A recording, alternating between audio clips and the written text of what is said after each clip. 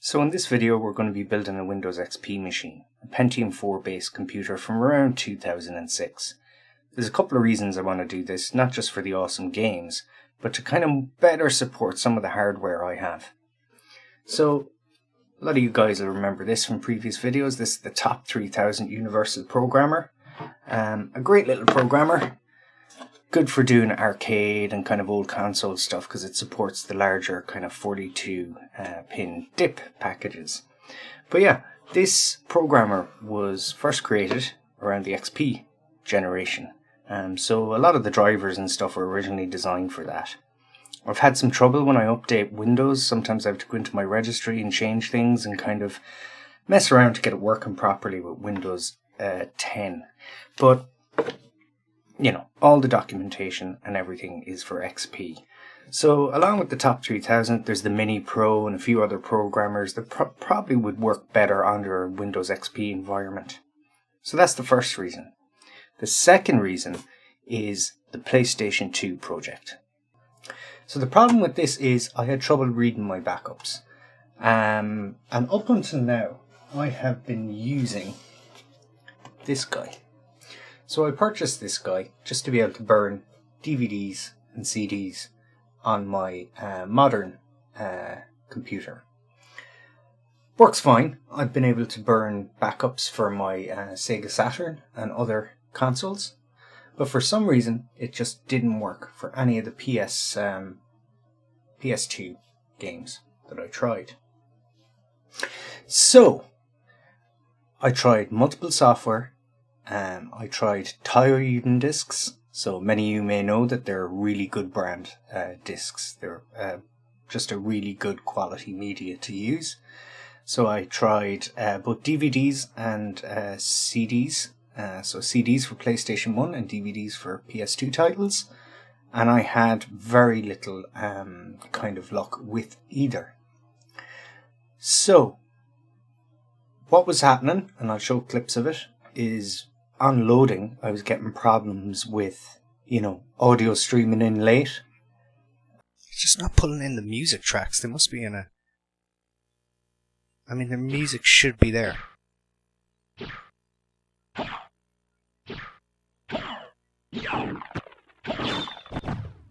I tried Alcohol 120%. I tried Nero, the copy that came with this. I've tried, multiple softwares, and nothing seemed to work. So it wasn't a software problem. I blame my woes on this burner. Now it's fine for modern machines, but I figured I needed something more period correct, or something that maybe came out in around 2006, 2007. So with that in mind, I decided the only way forward was to build an mid to early Windows XP machine. Something with PCIe, something that had both IDE and SATA connections, just to make my life easier. So that's what we're going to do in this video. We're going to build that machine. We're going to try and burn off some media, and hopefully, fingers crossed, we get better results than using this drive on a modern setup. So for the motherboard, we're going with this AsRock. It's a 775 dual Vista, I assume. It's from around 2006. You can see that it has both AGP and PCIe. It also has both IDE and SATA. So it comes from that kind of era where we were making the transition over to kind of SATA drives. It kind of 2006, 2007, I'd imagine. So yeah, fully featured Mainboard. It has Ethernet. I imagine USB, might even be USB 2, and audio. So, and of course it's got PS2 mouse, keyboard, parallel and serial. But yeah, we probably won't be using those. It's nice that it has onboard Ethernet, in case I need to set up a network to transfer files. Yeah, as regards the processor. So for the processor for this build, we're going with a Pentium 4. But if I start here, these aren't compatible with our motherboard, and these are earlier Pentium 4 chips. Socket 478. So this is Intel Pentium 4. 2.8 gigahertz, 1 megabyte of cache, and below it is a Celeron,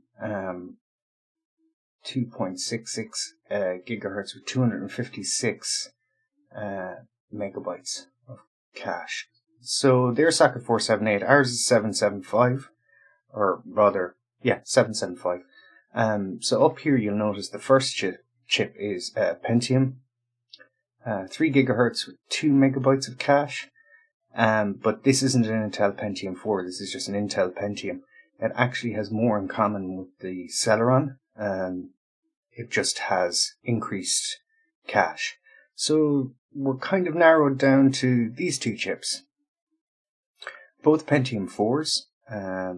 This one has 1 megabyte of cache, an 800 megahertz frontside bus. This one has 1 megabyte, or 3.06 gigahertz, 1 megabyte of cache, but a 533 megahertz frontside bus. So we're probably going to go with this chip. This probably seems like it's the fastest out of the kind of socket 775 chips. So for cooling, we're going to go with a stock Intel cooler. I'm used to kind of just taking these and throwing them away, or kind of putting them in storage. I don't usually use them, but you know what? I don't have that many coolers for this kind of setup. I think I have one more for another Pentium 4 machine that is up in a box somewhere. So yeah, we're going to stick with this kind of standard cooler. I did disassemble it, clean all the dust off. You can still see it's kind of smeared in places. But yeah, I got a good scrubbing with alcohol and I got rid of most of the dust. So yeah, we're going to go with this cooler. I think you're kind of limited. Even back then, it was all these kind of heat sinks. There was no CLCs, closed loop coolers. So yeah, we're going to go with this. Not the prettiest thing, but then again, that doesn't really matter. Because this is a Windows XP build, I want to go with at least 2 gigs of RAM. So we've got 2 sticks of PC 3200, 400 megahertz. So for the graphics card on this build, we're going to go with the EVGA GTX 7800 with 256 megabytes of RAM. So for this build, we're going to go with a 500 watt Antec power supply. I've had this for quite a while. I guess it's probably around 10 years old, but it's in great shape. I've checked the caps in it, everything's fine. It's a very reliable power supply. So for the external drives, first up is the floppy drive. It's a Panasonic Matsushita Communication Industrial 3.5 inch floppy drive. For the optical drive, we're going with a DVD CD burner from LG, a Super Multi DVD writer. And this should help us kind of burn out media, especially when it comes to working on my older consoles. This one's from around 2008. So let's talk cases. Many may know this machine. It's the Pentium 2 build with the 3D Effects Voodoo 3 2000 AGP card. Over here we have my Pentium 1. It's currently got the S3 Savage 4 Pro in it. And this is a new case. I got it from the same guys as I got this bigger case over here. Evercase, great place for getting retro cases, kind of new. Well, they are new. This one has a power supply in it. It's not really that well suited to a Pentium 4. But you know what? It's the only case I have at the moment, and until I get another, it'll have to do. So, now to install the chip. So you may notice it has the notches on this side, and they match the notches on the actual socket.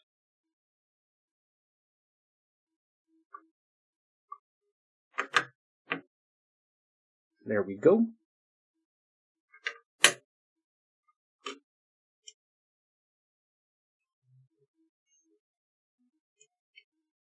And we're installed.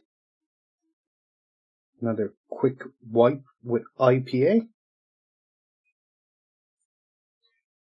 So, now that that's kind of alcohol has evaporated off, we're going to put some thermal grease on here.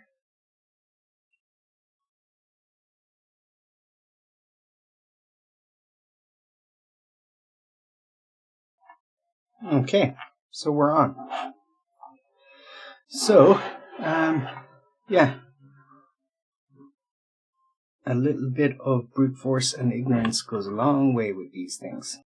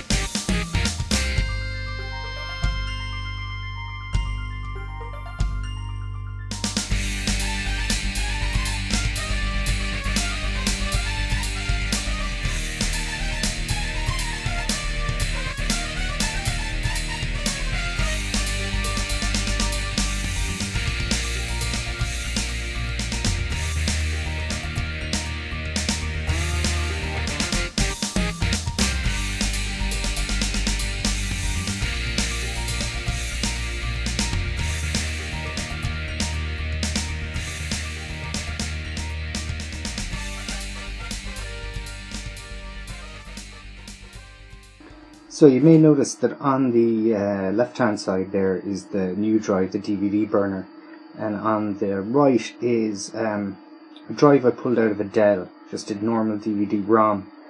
When I had to take the new drive here apart, grease it up and clean the lens, because it wasn't really working the first time I tried to boot the Windows XP installation off it. So the drive appears to be working again, so maybe just cleaning the lens and greasing the rails was enough. So one thing I've noticed is the floppy drive isn't working, so I'm going to have to go in there, disconnect it and check it out. So I had a look at the floppy drive, check the cable on it, stuff like that. I didn't bother taking it out to clean the head or that. So cable management is literally a blood sport with these old type cases. So many little cuts on my hand from the frame. But yeah, I had at the start thought that maybe, you know, this case wouldn't be good for an XP build and I'd keep it for an older build. But you know what?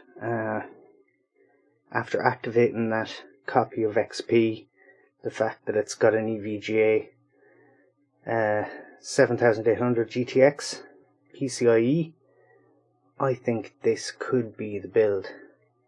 So yeah, formatting pretty good. Yeah, the OSSC seems to be working out pretty good.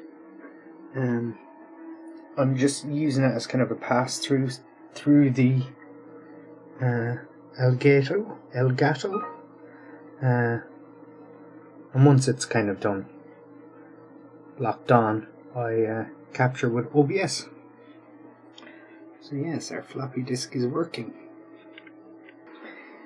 She's a beauty, and I have some games copying over now. Actually, they're just done. So let's fire them up. Well, end of the line. Welcome to City 17. You have chosen, or been chosen, to relocate to one of our finest remaining urban centers.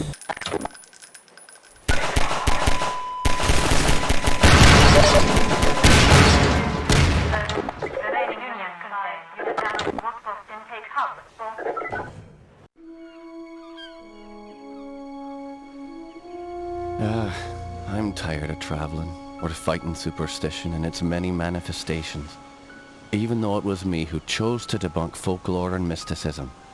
Little did I know I'd end up being labelled as Patrick Galloway, the man with endless occult knowledge.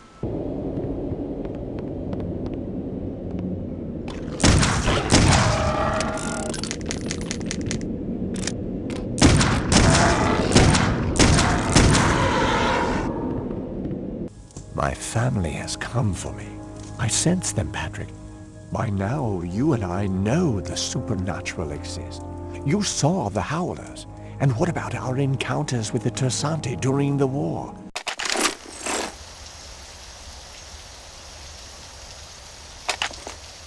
Okay, let's go.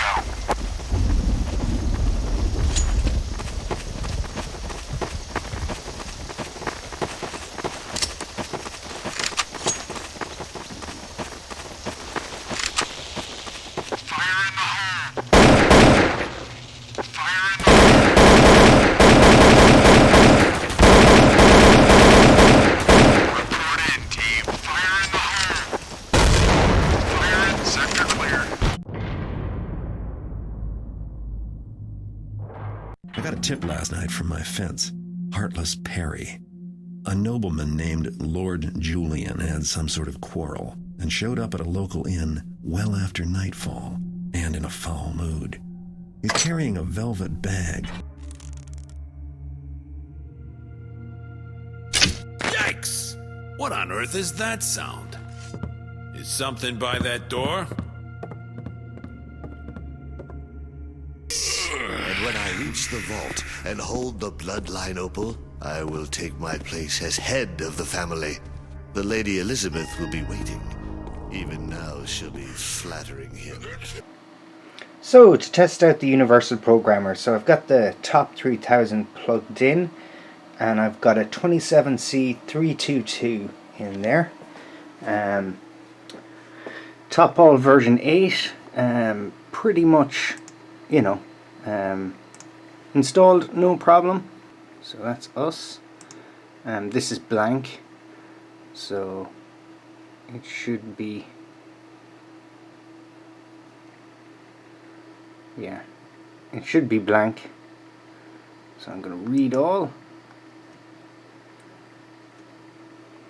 So hopefully it shouldn't take that long to read. The mainboard has USB 2.0. I have a few EEPROMs in my collection that are not great. This one should be all Fs. This one had a bit of tape in it, which usually means I marked it.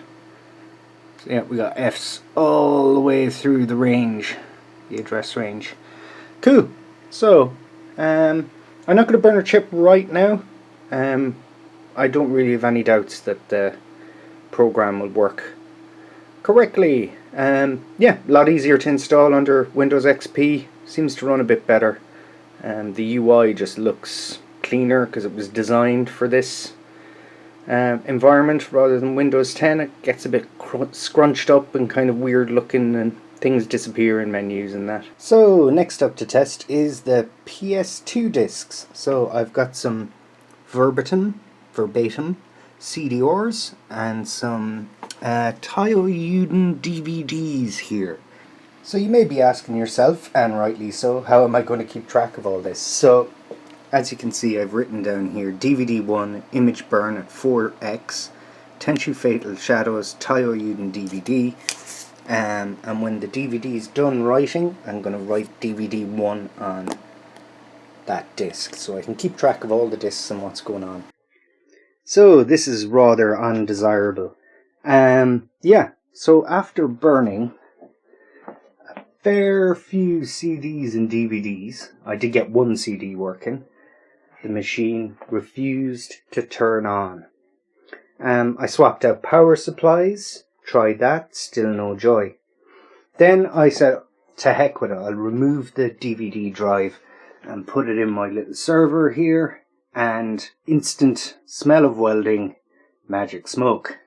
So this drive obviously brought the system down, and since then I can't get a boot, so it must have damaged something on the mainboard. I took out the GTX card, the 7800, and put in like an earlier AGP one to try and bring the watts down. I thought that maybe that was it. Unplugged everything, no joy.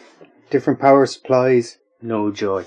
So something on the motherboard is turning the computer off, unfortunately. But as I said, I got one CD, Castlevania Symphony of the Night, to work before it died. Wait a moment. You seem human, and yet, what do you here? I've come to destroy this castle. But basically, yeah, this machine is going to need a lot of rework. So, unfortunately, I did put a lot of time into this Pentium build, and the old second-hand DVD burner didn't work great. So, just out of curiosity, I took the back shield off the drive. You can already see, there's it here, you can see the scorch marks from what happened, but wait and see this. This is quite impressive. So if I zoom in here, the legs are clean blowing off that chip. That's rather impressive. And over here, I don't know if that mark on the top of the chip there, that could be a scorch mark, but this one is definitely boiled over. That's rather impressive too. Yeah, but that's some pretty impressive damage there. Rather explosive. Wouldn't be surprised if it took out some stuff on the main board as well. Whatever the hell happened here was impressive. Yeah, not a great way to end the video, but you know what? Not all projects end well. So, unfortunately, our disk drive has now been recycled. I held on to the front of it because it's always nice to have a beige front. I may find a drive that this will fit. A black drive that I want to put in a beige case in the future. So yeah, what is the plan to finish the PlayStation project? We are going to get a drive for this guy and try burning discs on that. So that's what I want to try next for the PS2 project. As for the PS4, well, or rather the Pentium 4 build, I want to keep my eye open for a motherboard. Test the power supply, do things like that. But unfortunately, this has dragged on way too long. So we're going to have to return to this machine in a separate video. Cool, guys. Chat to you all again.